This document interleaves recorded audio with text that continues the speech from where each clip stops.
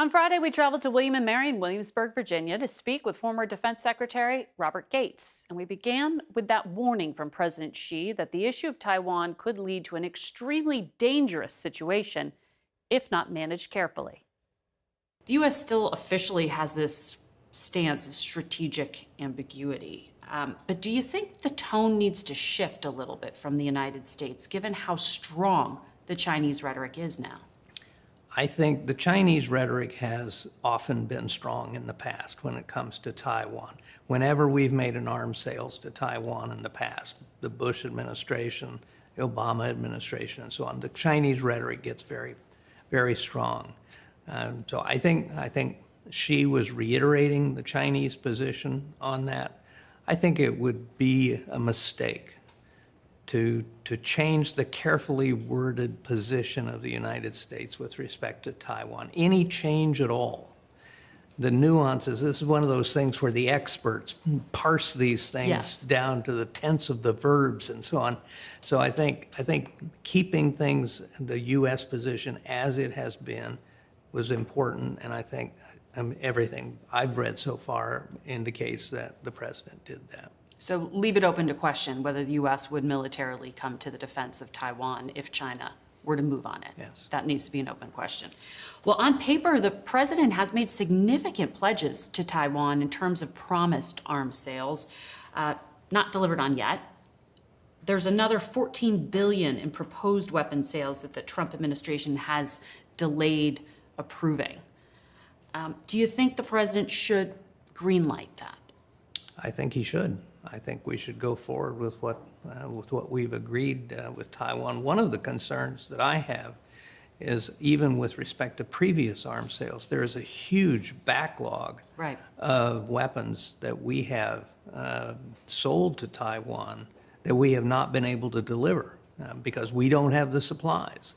And so if you're offering another $14 billion, is that just going to be added to the backlog, or is there a way forward in terms of actually getting these weapons to the Taiwanese? I think an important thing that has happened in recent years is getting the Taiwanese to focus on purchasing the kinds of weapons that would be necessary to defend themselves against a Chinese amphibious invasion. And the Taiwanese legislature has just finally reached an agreement to fund the purchase of these weapons. So I think we should go forward with it. It is in our own way our counter to President Xi's strong statement. Yes, you have your position, we have ours. Secretary Rubio did tell another network, though, that his belief is that China's preference is to have Taiwan willingly join the People's Republic.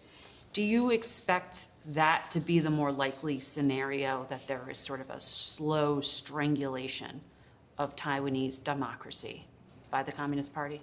I think the chances of a Chinese invasion of Taiwan are pretty low, particularly over the next several years.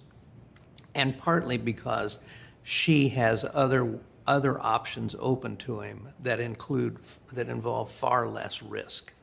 So they have surrounded Taiwan with ships and in the air.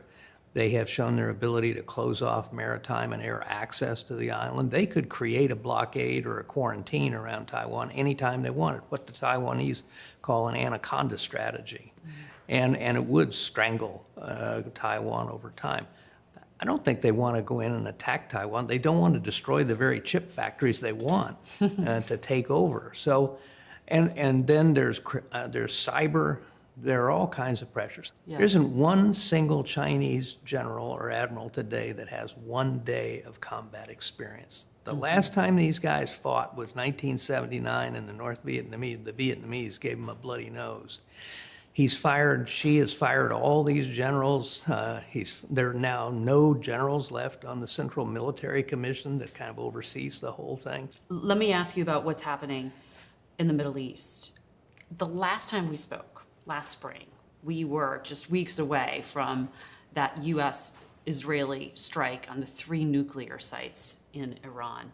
You said at that time, it was May, when you were defense secretary, you were concerned that a strike on the nuclear program would just buy time, a year or two, but it would not solve the problem. Do you still believe that? I think the only way that we are likely to get the enriched uranium out of Iran and bring about an end to their nuclear aspirations is through a negotiation. Is it possible for the President of the United States to walk away and leave this for the Israelis to settle? No, I don't think he can walk away, and no, I don't think the Israelis can settle it. I don't think, as powerful as they are, they don't have the kind of power the United States has.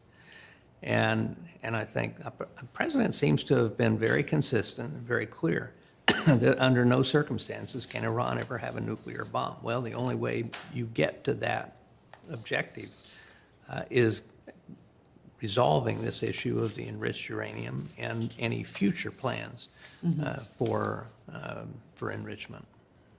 I mean, I don't think that the nuclear program in Iran poses an imminent threat. After all, we bombed it twice. But it is a big enough problem that it was clearly not going to be settled in 4 to 6 weeks, which was the timestamp that the American people were told to expect in terms of the duration of conflict. I think that there were some unrealistic expectations. Have you heard a clearly articulated sort of center of gravity to this operation, an end goal, a strategy? Well, I think some of the justifications have changed over time, but one thing, I think there have been a few things that have been consistent from the very beginning. One is to eliminate Iran's ability to have a nuclear weapon. Another is to eliminate their military capabilities to attack their neighbors.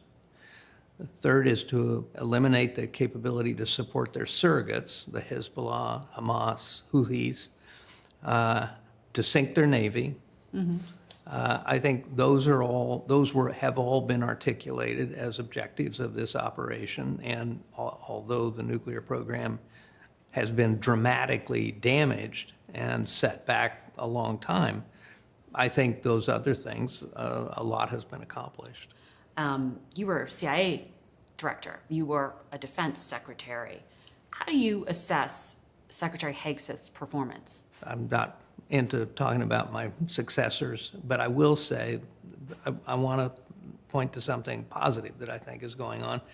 It goes back to something we were talking about earlier. I think the leadership in the Pentagon, and especially the deputy secretary and the undersecretary involved in acquisition, are doing some very important and overdue things in terms of shaking up the bureaucracy in the Pentagon. But he's got this focus on the warrior ethos. I'm sure you've heard a lot of what he has announced. He summoned the generals to D.C., told them he's tired of seeing fat troops and fat generals.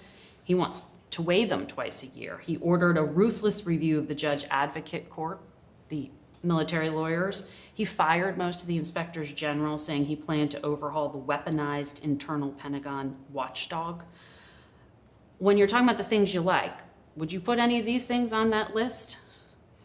No, I will say this. I mean, I fired a fair number of generals and senior people myself.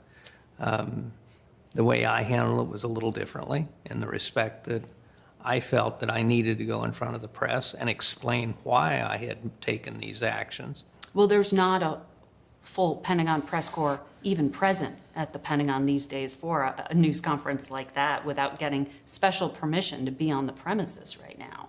He's fired 16 military officials at least, including the Navy Secretary, the Army Chief of Staff, General Randy George. During the Iran War, he pushed out the Admiral at the helm of Southcom, the Chief of Naval Operations, the Air Force Vice Chief of Staff, the Head of Defense Intelligence.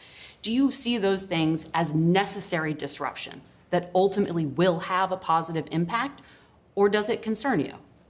Well, it concerns me, but I also have to acknowledge that I don't know the rationale for those changes. I don't know why those changes were made, and there may be perfectly justifiable reasons, but I just don't know what they are. Mm-hmm.